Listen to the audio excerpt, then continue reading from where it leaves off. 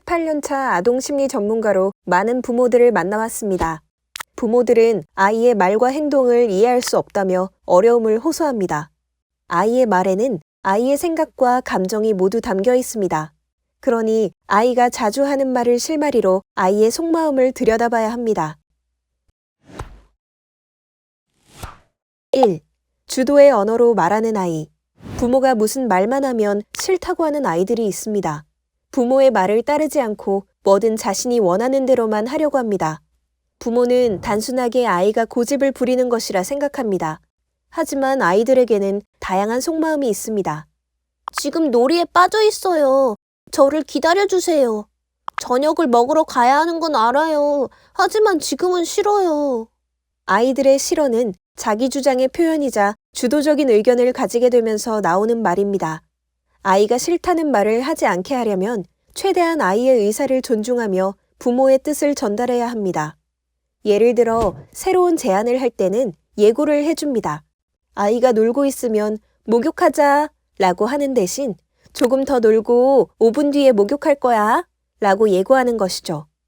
그러면 아이는 마음의 준비를 하게 되고 스스로 그만두어야 할 때를 결정할 수 있습니다. 또한 큰 틀은 부모가 제시하되 작은 일은 아이가 선택하도록 합니다. 예를 들어 그만 놀고 집에 가자라고 할 때 큰 틀은 집에 가는 것입니다. 작은 틀은 몇 분 더 놀지, 몇 번 더 탈지 등입니다. 집에 갈 시간인데 몇 분 더 놀다 갈래? 5분 더 놀게요. 몇 번 더 타고 집에 갈까? 3번만 더 탈래요.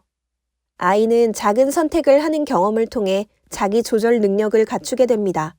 약속한 시간이 지났는데도 아이가 싫어, 더 놀 거야, 집에 안 가 라고 할 때는 안 된다고 하는 것보다는 해도 되는 것을 제시해 줍니다.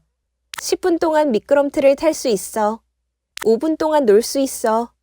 어떤 것을 하는 게 좋은지, 어떤 것을 해도 되는지 대안을 주면 보다 긍정적으로 아이를 설득할 수 있습니다. 2. 재미의 언어로 말하는 아이. 장난을 심하게 치는 아이들이 있습니다. 상대방이 기분 나빠해도 신경 쓰지 않고 더 심한 장난을 치거나 짓궂은 행동을 합니다. 아이에게 놀이란 몸과 마음을 건강하게 자라게 해주는 중요한 수단이며 충족시켜줘야 하는 가장 기본적인 욕구입니다. 하지만 놀 시간이 충분히 주어지지 않으면 놀이의 욕구가 충족되지 않게 되고 아이는 장난을 함으로써 욕구를 충족하려 합니다. 나랑 놀아줘요. 나를 한번 봐줘요.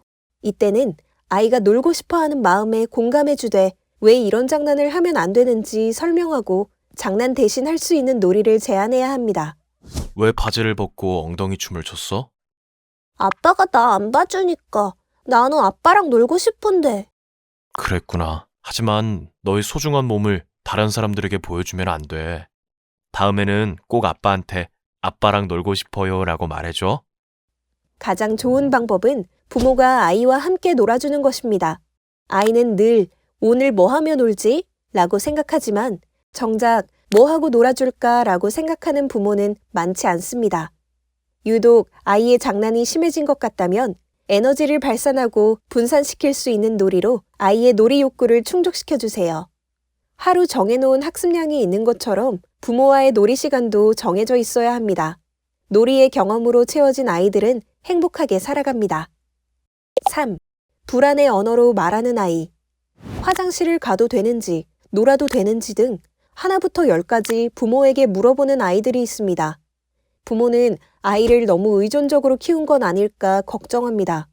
확인 질문을 하는 아이들에게는 불안을 자주 느끼고 안전에 대한 욕구가 높다는 공통점이 있습니다. 불안을 없애고 싶어 다른 사람의 생각을 물어보고 자신이 하는 것이 맞는지 여러 차례 확인합니다. 그렇게 함으로써 안전함과 평안함을 느끼죠. 물어보지 않고 내 마음대로 하다가 문제가 생기면 어쩌나 걱정돼요. 부모들은 보통 초등 저학년까지는 친절하게 대답해주지만 아이가 조금 크면 알아서 해 라고 대꾸합니다. 그러면 아이는 더 불안해하며 질문을 반복하죠. 아이가 자꾸 질문할 때는 이렇게 대답해주세요. 다음부터는 그 정도는 네가 결정해도 된단다. 아이가 스스로 할 수 있는 것을 언급해주는 것만으로 아이는 안정감을 느낍니다. 아이의 질문에 역으로 질문을 건네보는 것도 좋습니다. 간식 먹어도 돼요? 간식으로 무엇을 먹고 싶어? 귤이요. 그러면 아이는 자신의 의견을 생각해 보게 되고 결정하는 능력을 기를 수 있게 됩니다. 무엇보다 중요한 건 아이의 선택을 충분히 응원하고 격려해 주는 것입니다. 내가 어떤 결정을 하더라도 엄마는 너의 선택과 너를 믿어. 아이가 자주 하는 말에 귀를 기울여 보세요. 서툰 말 속에 감춰진 아이의 마음 신호를 포착할 수 있을 것입니다. 모든 육아의 답은 아이의 말 속에 있다. 내 아이의 말 습관. 이 콘텐츠가 도움이 되었다면 구독과 좋아요를 눌러주세요.